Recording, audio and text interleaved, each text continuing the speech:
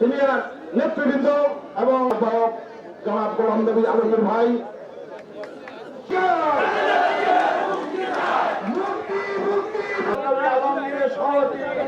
সভাপতিত্বে আজকে এই অনুষ্ঠান আমাদের মাঝে উপস্থিত রয়েছেন সংসদ সদস্য চেয়ারপারসনের উপদেষ্টা জনাব অ্যাডভোকেট মুজিবুর রহমান সরোয়ার। খালেদা জিয়ার মুক্তির সমাবেশ এই সরকারকে আমরা ইঙ্গিত দিতে চাই, বেগম খালেদা জিয়ার মুক্তি দিতে হবে। বাপ বাপে কেউ ছাড়ে না।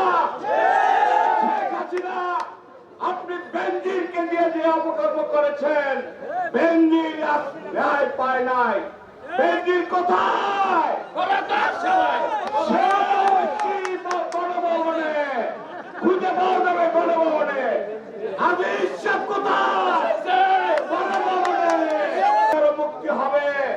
এদেশের মানুষের মনের আশা, মানুষের একটি মাত্র দাবি, সেই দাবি হয়েছে খালেদা জিয়ার মুক্তি। এদের মানুষের লোক মুখে যায়, লোক মুখে খায়। এদেশের মানুষের ভালোবাসা আছে, দোয়া আছে। ধন্যবাদ জানিয়ে আমি আমার বক্তব্য শেষ করছি। আল্লাহ হাফেজ। বাংলাদেশ জিন্দাবাদ। বেগম খালেদা জিয়া জিন্দাবাদ। শহীদ জিয়া আবাহক তারেক রহমান জিন্দাবাদ, জিন্দাবাদ, জিন্দাবাদ।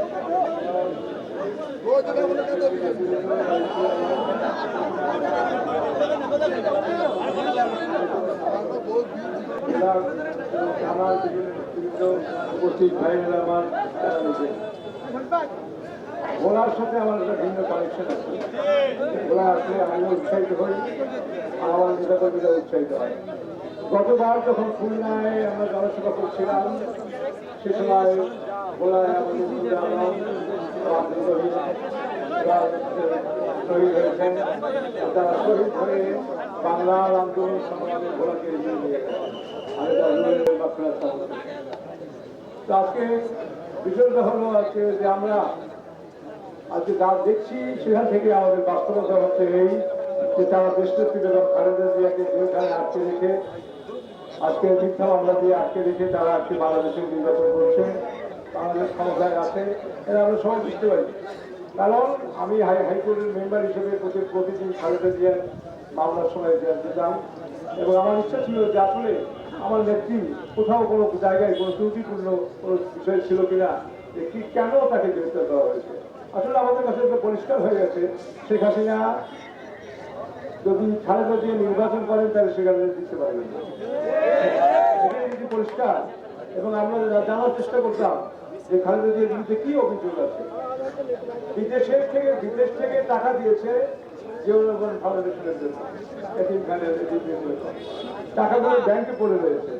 খালেদা জিয়া কোনো কমিটিতেও নাই, তার সিগনেচার নাই, তাকে কিভাবে মামলায় কিভাবে অভিযুক্ত করে, যেখানে ব্যাংকে টাকা পড়ে রয়েছে 2 কোটি টাকা, এখন 8 কোটি টাকা হয়ে গেছে।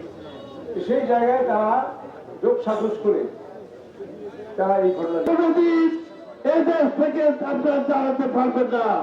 আওয়ামী লীগ সরকার যতই চেষ্টা করুক আমরা আছি, থাকবো এবং আন্দোলন চালিয়ে দেবো। এই দেশকে স্বাধীন করে থাকবো ইনশাআল্লাহ। আমাদের এখানে 2 জন যোদ্ধা বলল এইখানে মুক্তি প্রাণ দিয়েছেন এই দেশের মুক্তির জন্য। আমরা ভোলাবাসী কোনদিন বসে থাকি নাই, আন্দোলন করেছি, আগামীতেও আমরা আন্দোলন করবো। আমাদের প্রতি রহমত হয়েছে, কোনো বৃষ্টি হয় নাই। এই সময় একটা ইঙ্গিত বহন করে খালেদা জিয়ার মুক্তি সারের যুগ্ম আহ্বায়ক জেলা ছাত্র দল এ পর্যায়ে বক্তব্য রাখবেন তজরুদ্দিন বিএনপির সম্মানিত সদস্য সচিব জনাব মুজিবুর রহমান সরোয়ার।